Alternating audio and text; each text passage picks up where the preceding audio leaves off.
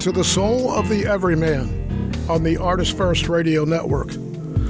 All past broadcasts are podcasts. Find them at artistfirst.com. Please send your questions and comments to dj@artistfirst.com. And now, ladies and gentlemen, here they are, Michael and Margaret Lyons. Thank you very much, Z-Man. And my voice is horrible. We're just going to have to accept that. And I'm Michael Lyons. And I accept that you are Michael Lyons. And I accept that I'm Margaret. I feel validated? Yes, you do. And hoarse all at the same time? Well, thank you. Thank you for accepting me. Yes, dear. Now, about the rest of the people out there, are they going to accept this? We're going to draw this together, but acceptance is going to be the theme of our show tonight, is it not? Yes. And what does it actually mean? What does it actually mean? I think, without going too far off into the topic, and we shouldn't go too far before we give our quote, but I think a lot of people, Margaret, equate acceptance with sort of a weak position. Some sort of almost like I don't want to fight. I'll just accept it, or I'm not going to argue. I'm just going to knuckle under, kind of thing. I guess it's equated with accepting terms. Mm-hmm. And I think that if you say to somebody, I'm going to meet this with acceptance, they're saying, well, I can just walk all over you. I can obviously make you do anything because you're just going to accept it. Right. Well, it's again, what are you defining acceptance to be? So we should do that as part of this show of the Soul of the Everyman. Show of the Everyman is another. This could be the show of the Everyman.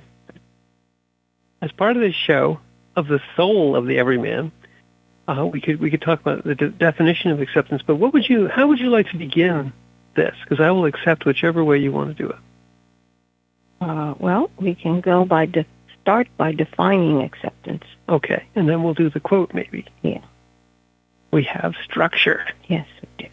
Well, I find it irritating whenever you look up a definition and they say it's the quality or state of being accepted or acceptable. Isn't that okay? Annoying. Now I'm just going to date myself. But when we were in school, you could not define the word and have the word itself in your definition. Wasn't that a rule? Yes. Yes. They're breaking all the rules. Well, anyway. Go for it. They're basically calling it approval. The act of accepting something or someone is approval. The fact of being accepted is approval. Acceptance of responsibility, approval. In law, an agreeing either expressly or by conduct to the act or offer of another so that a contract is concluded and the parties become legally bound. That's the law. I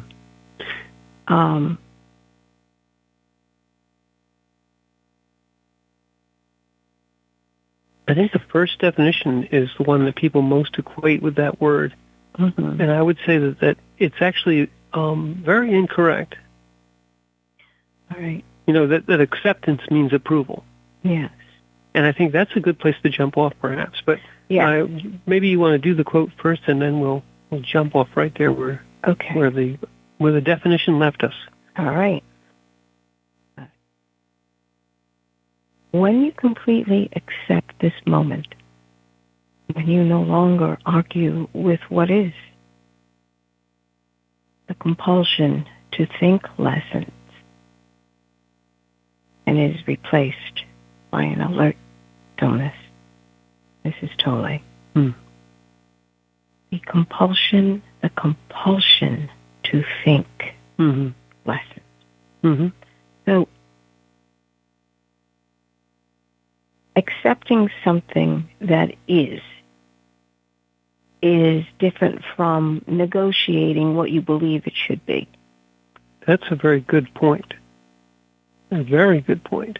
Because when you believe it should be a different way, you will continue to argue your point endlessly, that somehow you're right and it should be this way. Well, and if you wouldn't mind inserting the previous definition here, right here, when people equate acceptance with approval, there's a subtle thing that's going on there that's getting missed, or rather getting kind of glossed over. Acceptance is not a state of saying I like it or I don't like it, but approval is a state of saying I like it. Right. And we're going from saying that acceptance means approval, jumps from, in essence, a state of I recognize the reality of this situation.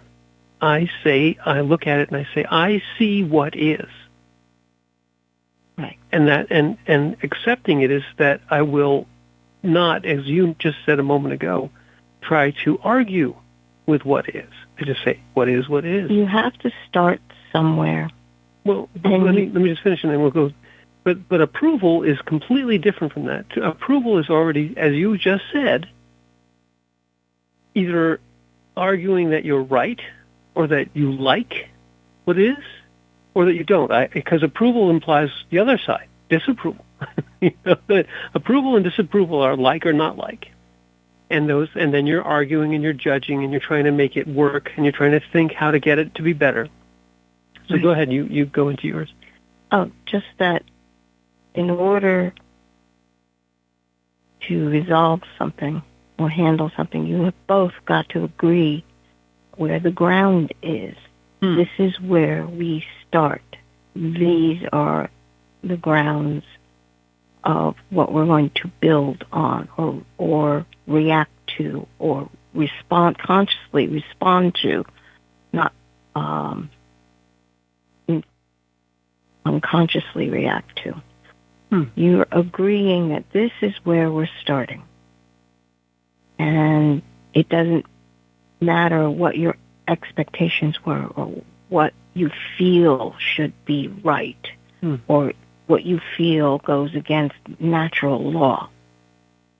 I don't feel that that's the way it should be. It should be this way. Like, okay, where are you in this? Well, so you've gone a step farther, if you don't mind. Okay. You said you brought another into this, and I think that that's a good place to go. Because if you have, there's an old saying that says that every house is a two-story house, and people say, "What do you mean? This is not a bi-level. This is a ranch." And I said, "No, that's not the story that we're talking about here. Every house, every personal human interaction where there's more than one person, there's a viewpoint of person A and a viewpoint of person B." And what Margaret just said, what you just said is that even though I have my viewpoint and I have my experiences and you have yours, if we're going to in any way interact with each other, we have to agree on some common truth. And that agreement, if you want to use the egoic way or the unconscious way, you may fight for your position. You may say, I see it this way and you see it that way. We agree to disagree. We do all those things, and the whole giant spin. And many people would say that that's the proper way to come to an agreement. You both have to fight your fantasies out until you both agree on a partial part of both of our fantasies. But it harkens back in my mind to the "is that so?" That whole story, that whole way of approaching reality. Because in that tale, where the monk is basically in a situation where he's being accused of doing certain things by this person who says, you did this and you did that, and now this is all your fault, and you have to make up for it, and you have to do this compensation, and everyone's going to disapprove of you and think badly of you. And the monk, who knows, who is doing exactly what we're talking about, he says, this is a story, and he sees the story being laid in front of him. Now you can jump into it egoically and fight and say, no, this and that and this, and accuse this and accuse that, and you didn't do this and I did that. But instead he just says within himself, is that so? And he knows that it's not so, but it's enough that he just knows it. It's enough that he accepts the reality of what is, which is that part of the reality is that this crazy person is spinning a story about me. So you can accept the other's craziness as part of current reality and say, well, I'm just not going to argue with that. Yes, I know the truth. This person who happens to be in my face right now has a whole crazy story. Well, I can accept without agreeing, without approving, I can accept that this part of now has the reality and this crazy person, And the fact that I just say, okay, reality has to be things that have to happen. In this case, a child needed to be fed, an innocent was part of this situation. And there was no way, if you argued and pushed the child back into their face and it would have been rejected and perhaps suffered, all that part of the arguing with the situation rather than accepting the reality that at the end of the day, no matter what this one said and no matter what their story was, the reality was a child was involved and needed to be fed. So saying, okay, is that so? I accept that you're a crazy person.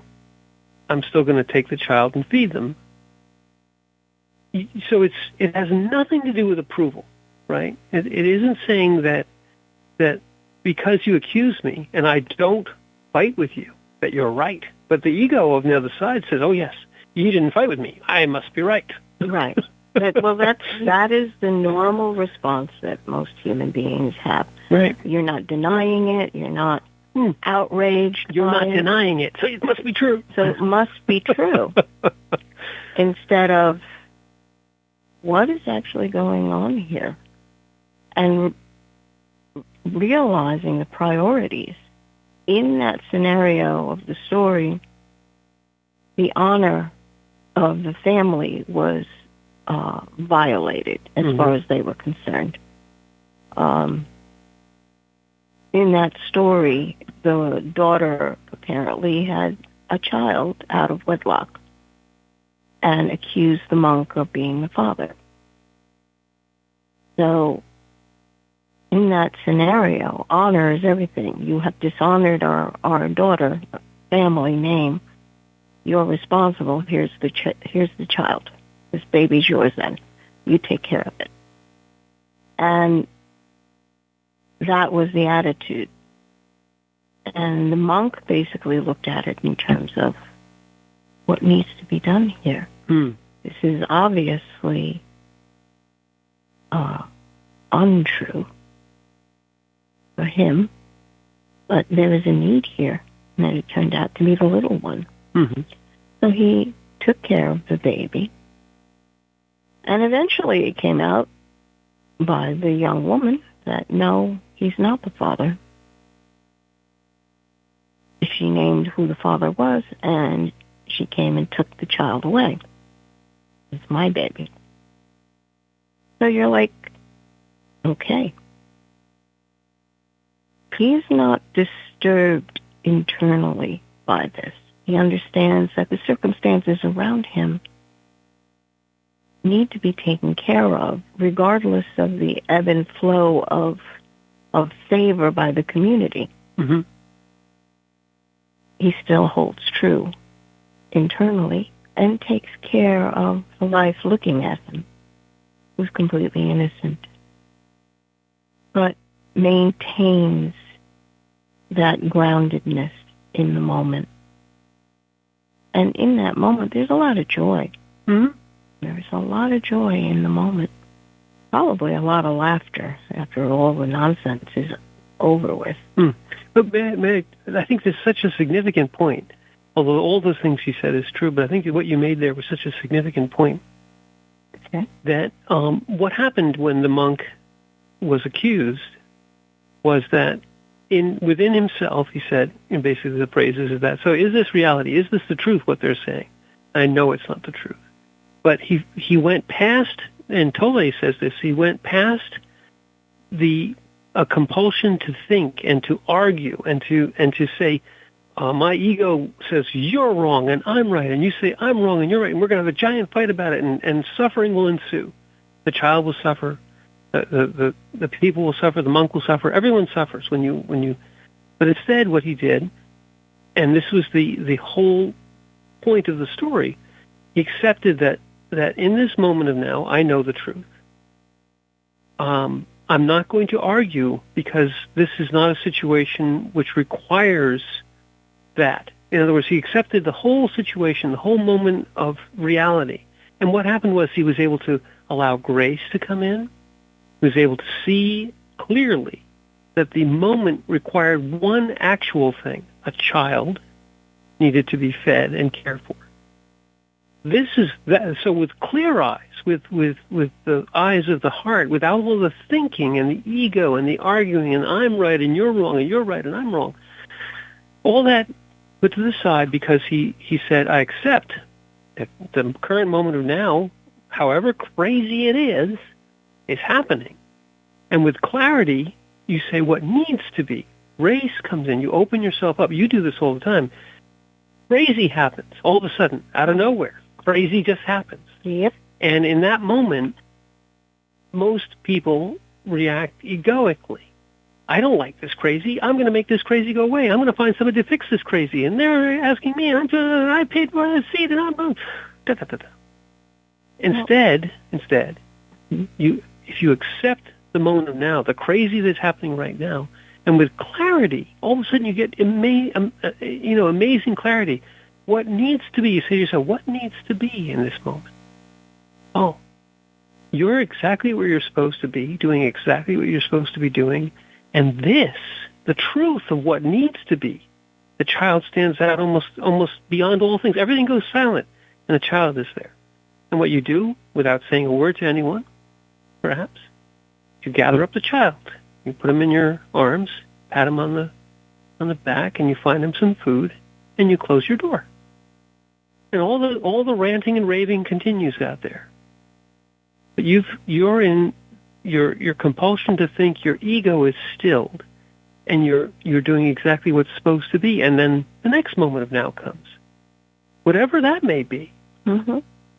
It's all going from moment to moment, and that's acceptance, not approval at all.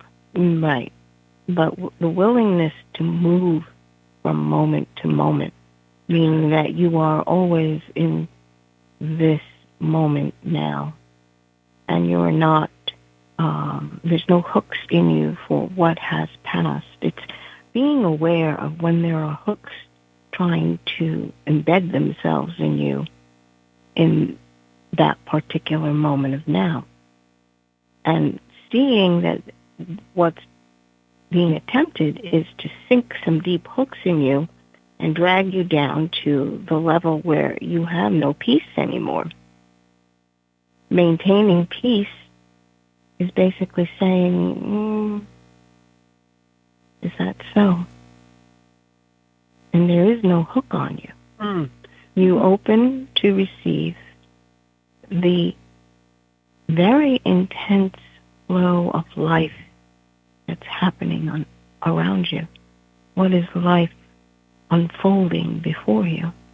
And you decide in that moment of clarity that you're going to take a step. Sometimes with courage, because that moment can be daunting, and great compassion. Again, you do this all the time. You have this wonderful point. The hooks. Okay, so something comes in, some crazy comes in, and most people would say somebody comes in storming and raging and ranting and accusing you of all kinds of things. And if you don't deny it, everyone will think you did it, and everyone will think you're guilty. And if you accept the child, they'll even think you're more guilty, and they'll all be talking about you and all this terrible stuff. So if you fight against it in that way, because you accept all this other stuff, you say, well, if I don't fight, they're going to think I'm going to be guilty. You don't reject the hooks by fighting. You accept the hooks. You accept the fear of being talked about. You accept regret of past actions. You accept the accusation. By fighting against it, you think, well, I'll defeat that accusation. I'll tell them. No, all the hooks are embedded deeply within you, and your ego is completely entrapped in this story, in this fantasy, and the suffering ensues. All the pain of those hooks, all the pain that's associated with the suffering of the child. But if you do exactly the opposite, what you just said, if you accept that this is the moment of now, and that the next moment of now is coming, but there's something it needs to be, all the hooks are dropped away. Yes, everyone can think whatever they like. I don't allow the reaction to be controlled by all those others. I just say no. Mm-hmm. What is, with clarity, is that crazy's happening. But I accept that crazy's happening, that the next moment of now is coming, but this one is the one I'm in right now. I accept it. It's replaced, all the craziness around me is replaced by expansive stillness, by the being that I am, that has nothing to do with all the nonsense that's going on. And then with those eyes, with that perspective, you say, what needs to be? Well, I see what needs to be. I have to do this, or suffering will ensue. I have to not engage with this nonsense, or suffering will ensue. So I go into this moment of now and say, in this moment of now, I look like the bad guy. Oh, well, in this moment of now, a child needs to be fed. I will accept the child. I'll feed the child. And everyone all around you is raging and storming, and you're completely untouched by it. That's the power of that. There's no hook in you, as you said. Well, my question is, do you realize what's being hooked? Tell us. What part of you is being hooked when that moment presents itself, the accusations? And what it's doing is trying to hook your ego. And that's a different part of you. It's not, it's not the whole soul. This is the way that it can begin to engage your soul. So if it hooks your ego, and you realize that your soul is the part of you that feels and thinks and chooses, if it gets a solid hook in the ego, then it has a point of struggle. Just like when you hooked a fish, mm-hmm. It becomes a point of struggle. And then that struggle becomes everything. So when you realize that you don't have to take the hook, you don't have to take the bait. Yeah. You realize that the ego is the mouth of the fish that's trying to bite onto the bait. You keep your mouth closed. What a great analogy. And I think, if you get enough hooks into your ego, there's something else that happens. You get dragged into their water. You get dragged into their universe. You get possessed by the amount of hooks that are in your ego. Yeah, they eat you alive. Eat you alive. But when you realize that keeping your mouth shut is a very useful tool. Mm. And I don't know of a lot of people who can refrain from opening their mouths. Mm. So let's start right there again. So let's go back to our definition of acceptance. So people, we read the definition from Webster's. And in Webster's it says approval. And Webster's it says, or bound by a contract. This is very Faustianly sounding. If you talk about demons and possession. That's law. If you sell your soul for some bargain and you're getting a hook put into you and you get whatever, and then they take your soul. Well, this is it's Faust, of course, but the point is that the acceptance at the egoic level is defined as approval, and the reverse of that is disapproval. And in both cases, approval or disapproval, I reject everything that you say, is just as bad as accepting in that mode, because in both cases, you're succumbing to the compulsion to think and argue with reality. So let's talk about that for a second. So I think a lot of people, and this is not a knock, but most people in an unconscious egoic way think that they define reality. That I am the determiner of my destiny. I decide to do this, and I decide to do that, and I approve of this, and I don't like that, and you must do this, and you must do that, and da-da-da-da-da-da. Okay. So when as you navigate your ego ship across the waters of your life and determine everything that you're doing, and you're powerful, and everyone pays attention to you and all that stuff, wonderful. So there you are, navigating your ego ship, steaming along and having a wonderful time, telling everyone what to do and making sure you're very powerful and respected and everyone loves you. And then something happens. What happens? Reality happens. What does that mean?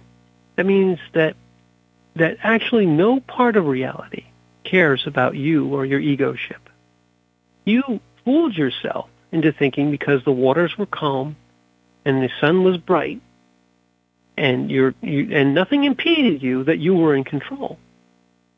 And that's a wonderful conceit for the ego, because the ego is like, I approve. This is wonderful. I am good. I'm doing all the right things. Da-da-da-da. I'm on my way. I'm charting my destiny. Okay, great. Reality happens. And this to the ego is like a giant rock or a giant iceberg that hits the ego ship and puts a big hole in it and starts to take on water, and all the alarms go off. And I must fight against this. I must disapprove of reality. I must if it's another person, I must destroy them, or they'll destroy me. It's a very existential fight that the ego enters into when it decides that reality is wrong, that reality, I don't approve. Mm-hmm. This must be fixed.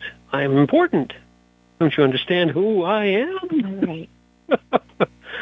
So when you accept, when you reject reality, when you don't accept it, or when you only accept the reality that you wish, that you approve of, you are setting yourself up for those rocks and that iceberg, and you're setting yourself up for tremendous suffering, because despite all your egoic concerns and all the hooks and all the wonderful things that you think about yourself and feel about yourself, reality is just going to occur. And the ego, when reality occurs, rejects it immediately. Says, why me? I don't deserve it. That guy over there, he's bad. He deserves it. I'm going to make sure that and he's going to, we're going to fight all the way through. Well, in fact, reality doesn't care about any of those things. The isness of now, to use a Tolle phrase, the I am who am, the actual thing that is happening in your presence in this exact moment of now, does not have any capacity to care about whether you approve or not. That's the wrong way to look at it. The right way to look at it, all moments of of your life, every moment of now of your life, is the way an infant looks at the moment of now. They open their eyes and they accept that everything around them is just what it is. And it's fascinating and wonderful and awesome and unknown, and anything could happen. If you treat every situation like that, the first thing you have to do as you open your eyes or as you enter into the moment of now is accept that this is what's happening. Now, this is a very subtle and interesting point. Because you accept that this is the moment of now, people will say, well, you're not going to fight. You're going to be, everyone will think you're wrong. Everyone will think you did it. You're guilty. No. You accept that this is the moment of now. But then you apply two more things. You open yourself up to the moment of now, to grace, to say what must be. So you have clarity. You see, because you aren't throwing all the ego all over the place. You see. And then you have to do the next incredibly powerful thing is you get to decide what to do next. It may be nothing, but But if something needs to be, and you're there in the moment of now with clarity, you get to do it. And that thing that you do is fulfilling the most important part of the moment of now, is fulfilling your part of the moment of now. And if you don't do that, suffering ensues. But if you do that, although all around you is a maelstrom, you have peace. And in fact, Margaret said earlier, there's joy there. There's joy in the kernel of the moment of now when you're doing exactly what you're supposed to be doing, regardless of what they do, what everyone else around you is going crazy and calling you all kinds of names, and you're like, I'm happy now. And if you really want to piss off the ego, just be happy when they don't want you to be. That drives them crazy. They're like, how could they be happy? I just am. Damn, you can't be happy. I don't want you to be happy. Yeah. It's like a 2-year-old. Sorry. Yeah, no, it's like a 2-year-old tantrum. Yes. The whole world has got to crumble because I didn't get what I want. Right. So I stamp my feet and scream as loud as I can and just roll around on the floor. Yeah, biting holes in the rug. Well, whatever. You know, you're just like, well, okay. You need a moment. You have to accept, well, a 2-year-old tantrum is a wonderful thing because when you have one happen to you as a parent, there's oftentimes an egoic reaction. Stop that screaming. No, the moment you have to say is, okay, you're having a tantrum. I'm going to accept that. I'm going to see with clarity, and then maybe there's something to do. And if you do that give it the spaciousness. So this tantrum happens.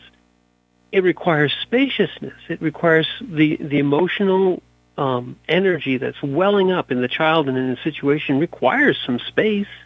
You give it that space. You find that you have infinite space, and you can give a tiny little piece of the infinity to this emotional outburst. Say, here you go. Here's your little space.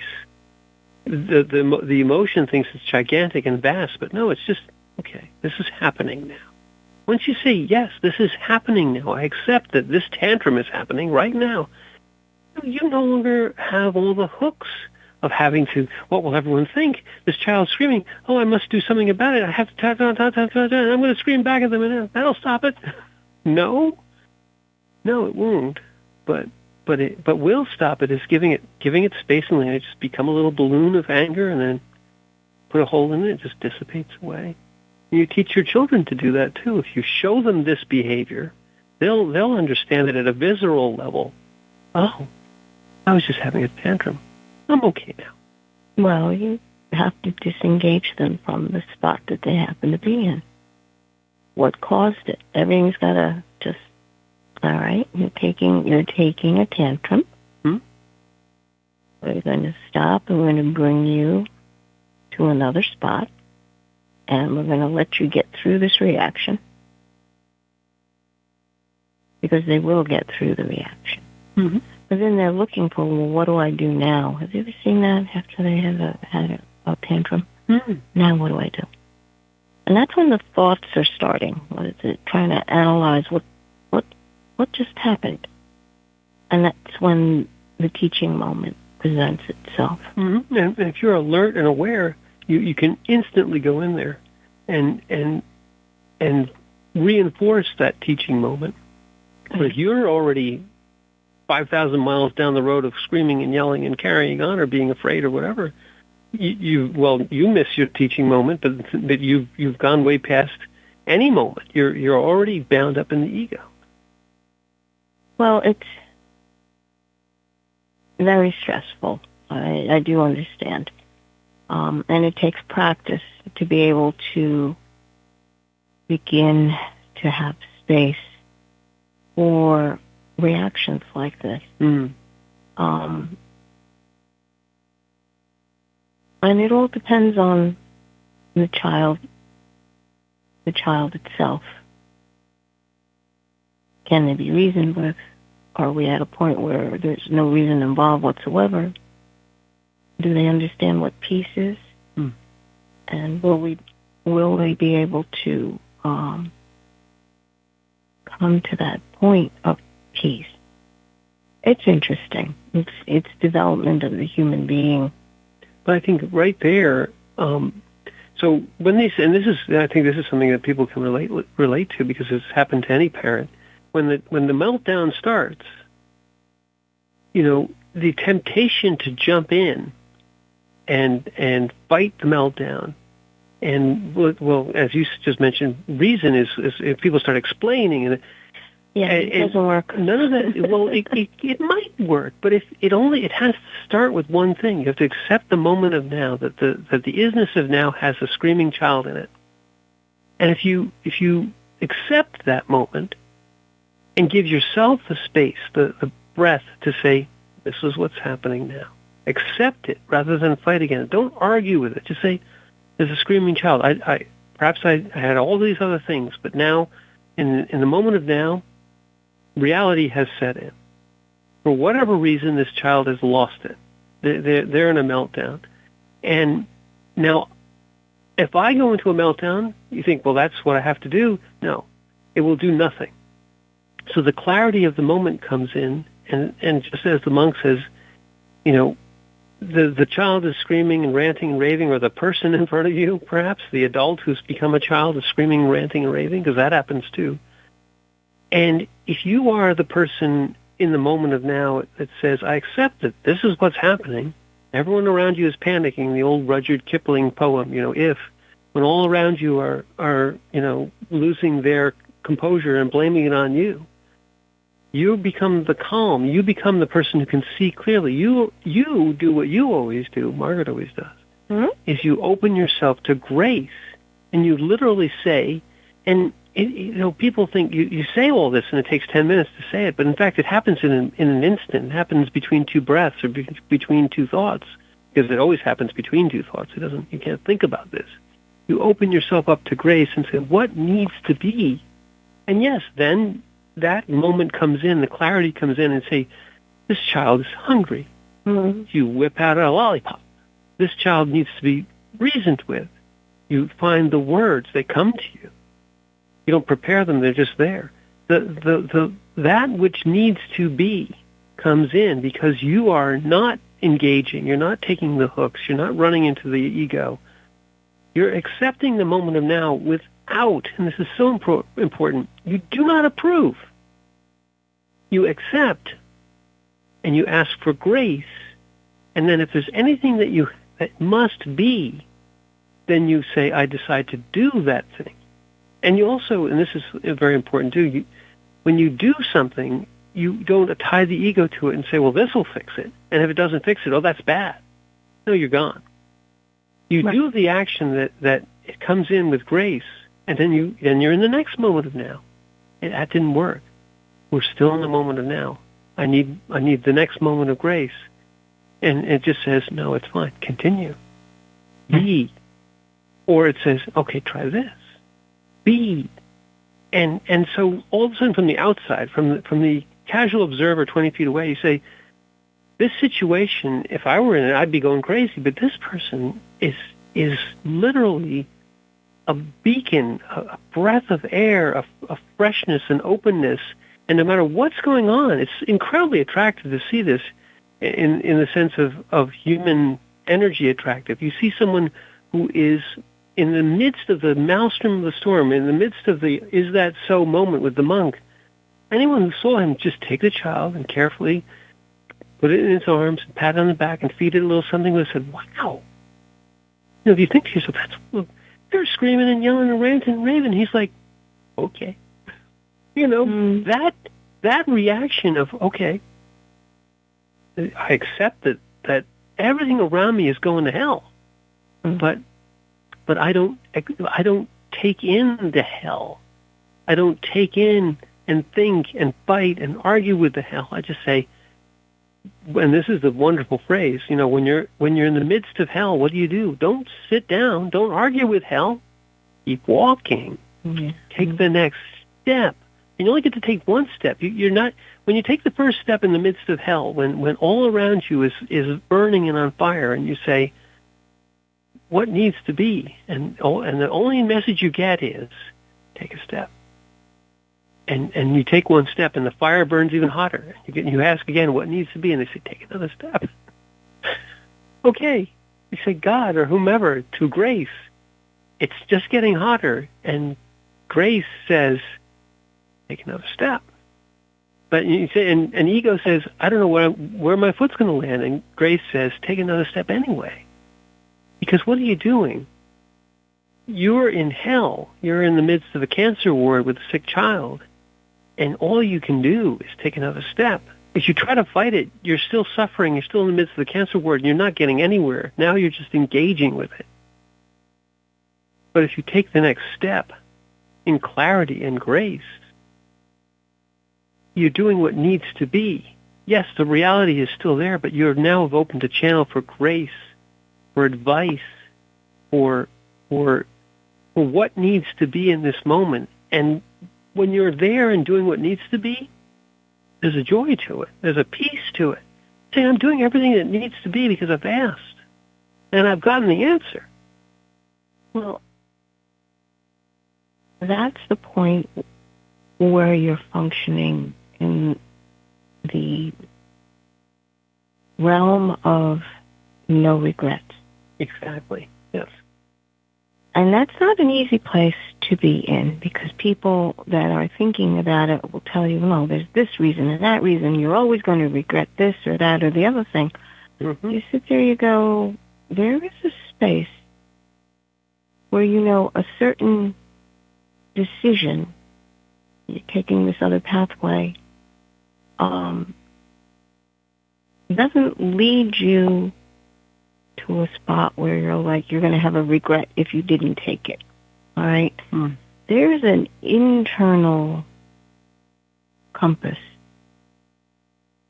that allows you to take a step in a direction that makes no sense, but you know that that's where I'm supposed to go. Mm-hmm.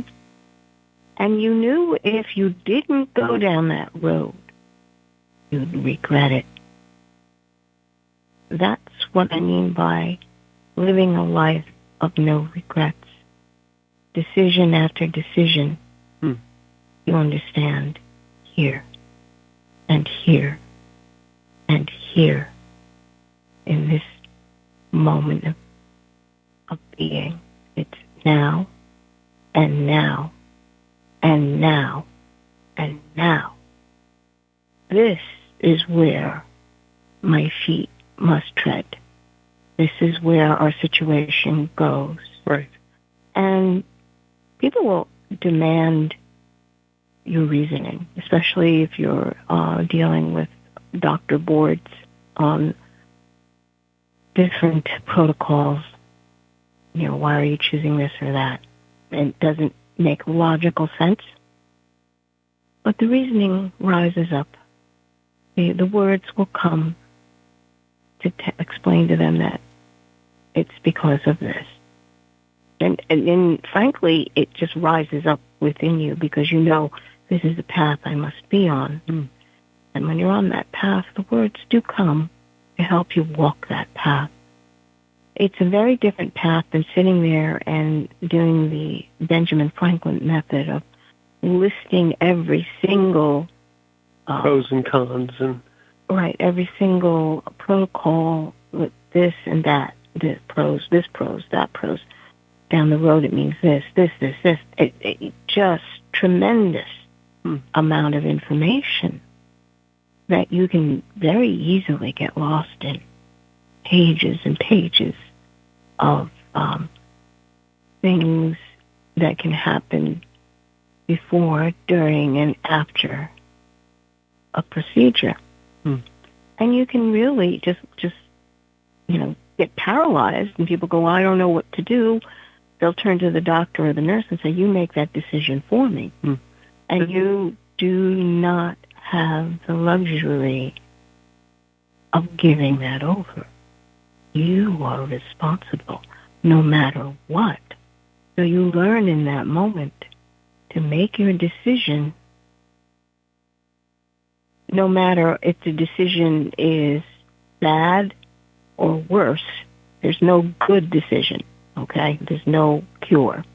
But this is what's available to you. Bad, better, worse. Well, and making that decision means you take responsibility for the decision, regardless of what the outcome is. That is my point. To have the maturity to take the responsibility and the weight of your decisions.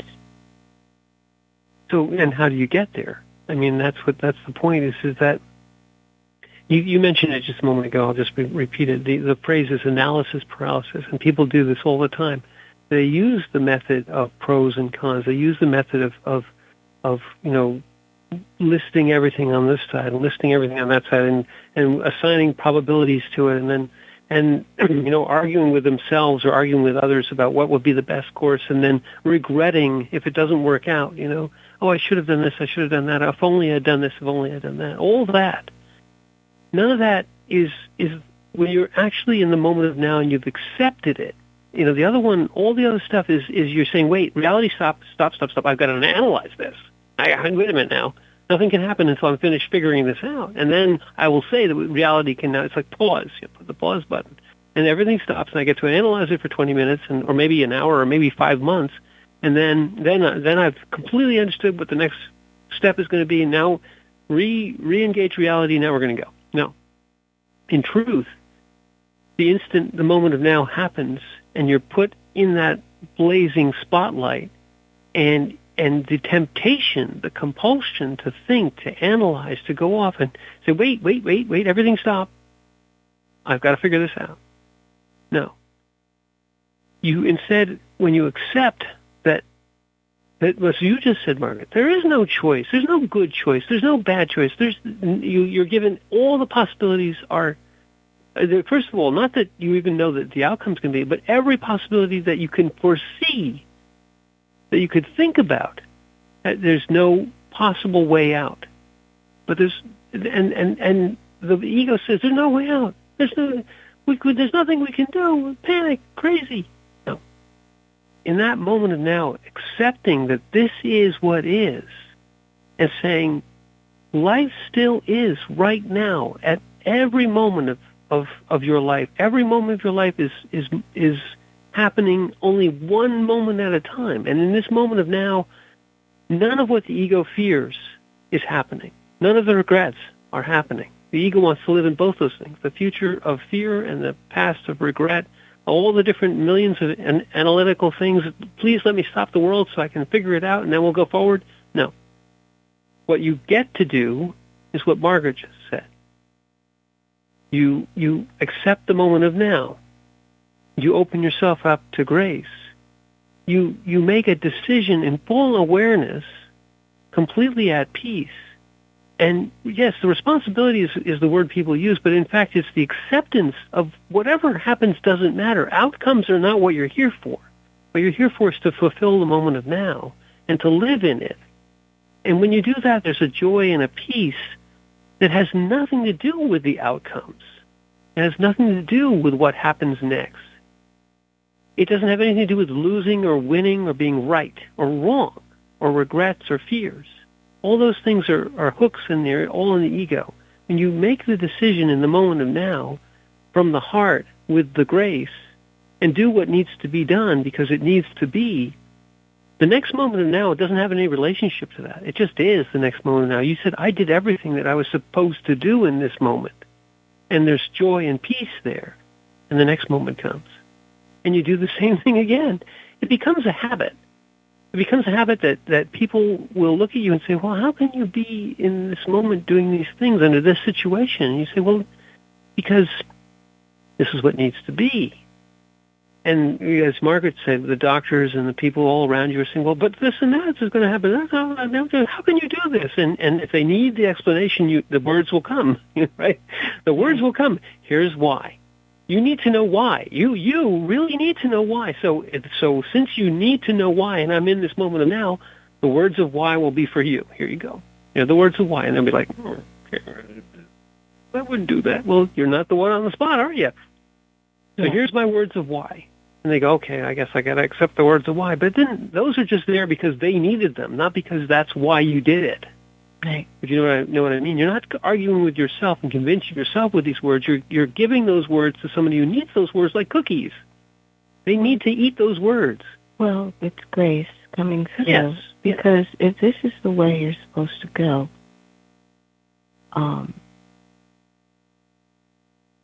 following that brings in everything you need to continue on that path.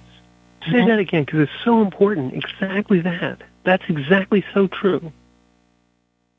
Just being on that pathway that you have asked about, walking through it, everything that you need for that moment comes to you. If it's words, then it's words. If it's actions, then it's actions.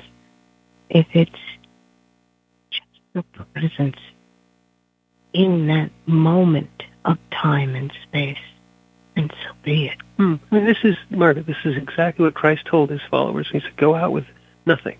Take no money. Right. Just the sandals on your feet and a cloak over your back. Just one cloak, not two.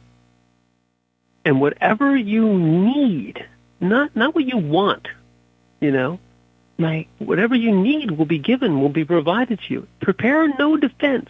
Those will come to you in the moment now screaming and yelling and accusing you and threatening you of all kinds of things and saying, justify your actions. Tell me why. And Right. prepare no defense. Don't sit there and say, well, if they say this, I'll say that, and then they'll say this, and then I'll say that. No. You in the moment now, all these things come in completely unexpectedly. You're brought before the tribunal in chains. They're going to kill you every instant. And they say, demand of you a defense. And you just say, in the moment of now, I need the words. Grace comes in, and the words come. Now, the words may do nothing for them. They may say, I don't care about your words. But the words were there. Your defense, the requirement of the moment of now will be met if you're doing exactly what you're supposed to do. Because it's like it's basically because you're fulfilling your part of the moment of now that all the parts that you might need to do it, because you're there, are there. And you say, well, I don't have this, I don't have that, I don't have my $10 million, I don't have my boots, which means you didn't need any of those things to fulfill the moment of now. If you needed them, they would be there. Right. And to be open to that, because trust it too. Yes, Trust. Be open. Basically means you do trust that this is the path, and in that trust, you become open to receive whatever is needed in that moment, and you also become very grateful to be able to say or do or be in that moment. And it's hard to understand, but the gratitude is almost, the feeling is like putting a piece of the puzzle in a spot that you've been trying to find that one particular thing. Yes, it is like that. Like, where is it? And it's suddenly click. That's what it feels like. And you realize that it's there. It's like what you're doing in the 1,000-piece puzzle. It's like the piece is there somewhere. It's there. I just have to find it. Well, let me abstract that for just a second. The two things you just said, putting the puzzle piece in because it needed to be, there's a joy to that. But prior to that, you said it's there. I know it's there. So the acceptance of the moment of now implies a tremendous trust. Okay, when you step out of the boat onto the water and it buoys you up, why? It doesn't buoy you up because the water is supposed to buoy you up. You're doing exactly what you're supposed to be doing in the moment of now with complete and total trust, also known as faith, that whatever needs to be, whatever I need for this moment, if I need water to buoy me up and actually be able to be walked upon, that's a miracle, yeah. But it needed to be, so there it was, the trust of stepping into the unknown. So here you are in the situation where you're in the middle of a cancer ward with a sick child, and everything about that is completely unknown. And if you want to drive yourself crazy, try to work it all out. Try to figure it out. I tried for a long time. When you accept that this is the reality, this is the moment of now, and you just trust that what needs to be will be provided to you, and that the next step, regardless of the fact that you don't know where your foot's going to land, you know one thing: you have to take the next step. And so, in faith and trust, in acceptance of the moment of now, you say, "This is where we are, and this is what has come to us with clarity. And here's the next step. Well, what's going to happen?" And you reply, "I don't know." Right. And that's actually the beginning of the break of your death grip on what you think should be. Exactly. You have to open your hand, break the grip, and then you'll have freedom to be able to make a decision. You actually, the "I don't know," that acceptance of that is a tremendous trust. Right. There's a tremendous power in saying, "I don't know," and it's okay. So, and we have reached the end of our hour. I'm going to accept that. Mm-hmm. And I'm Margaret. And I'm Michael. And thank you for listening.